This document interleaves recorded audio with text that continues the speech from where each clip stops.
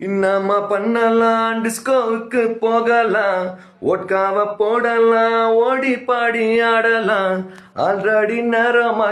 வழக்கு எண் 18 கீழ் 9 படத்தின் மூலம் சினிமாவில் அறிமுகமான நடிகர் ஸ்ரீராம் நாராயணன்.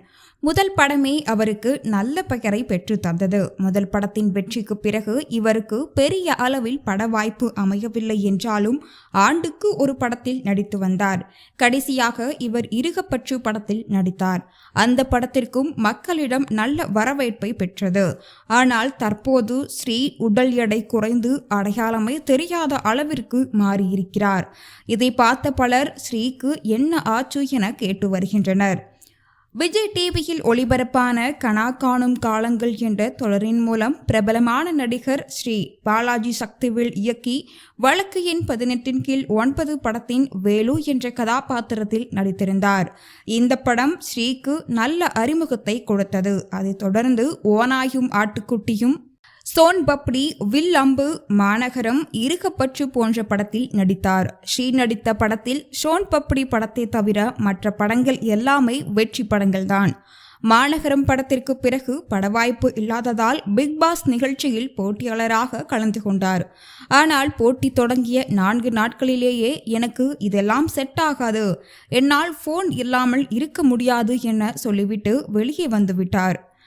அதன் பிறகு இருகப்பற்று படத்தில் நடித்திருந்தார். அந்த படம் கடந்த ஆண்டு வெளியானது. அந்த படத்தின் வெற்றி பற்றி கூட அந்த படத்தில் நடித்த நடிகர்கள் பேட்டி கொடுத்து இருந்தார்கள். அப்போது கூட ஸ்ரீ பேட்டி கொடுக்கவில்லை.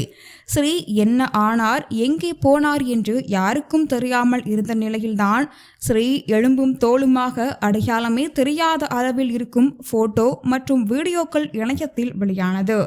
இதை பார்த்த இணையவாசிகள் பலரும் அதிர்ச்சி அடைந்து ஸ்ரீக்கு என்ன ஆச்சு என்று கேட்டு வருகின்றனர்.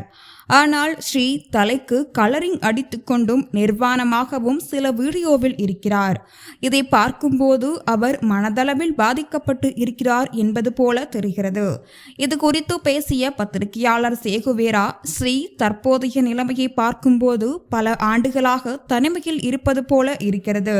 அவர் மனதளவில் பாதிக்கப்பட்டு இருக்கிறார். இதனால் அவருக்கு உரிய கவுன்சிலிங் கொடுத்தால் நிச்சயம் சரியாகிவிடும் என்று கூறியுள்ளார். நடிகர் ஸ்ரீ மோசமான நிலையில் இருக்கும் இந்த செய்தி இணையத்தில் பரவியதை தொடர்ந்து அது லோகேஷ் கனகராஜின் காதுக்கும் சென்றுள்ளது. இதை கேள்விப்பட்ட லோகேஷ் தனது உதவியாளர்களிடம் மச்சானுக்கு என்னடா ஆச்சு என்று கேட்டிருக்கிறார். மேலும் தற்போது ஸ்ரீ எங்கே இருக்கிறார் என்பதை விரைவில் கண்டுபிடிக்க வேண்டும் என்று சொல்லி இருப்பதாகவும் சொல்லப்படுகிறது. நிச்சயம் ஸ்ரீக்கு லோகேஷ் ஏதாவது ஒரு வகையில் உதவி செய்வார் என்று நம்பப்படுகிறது.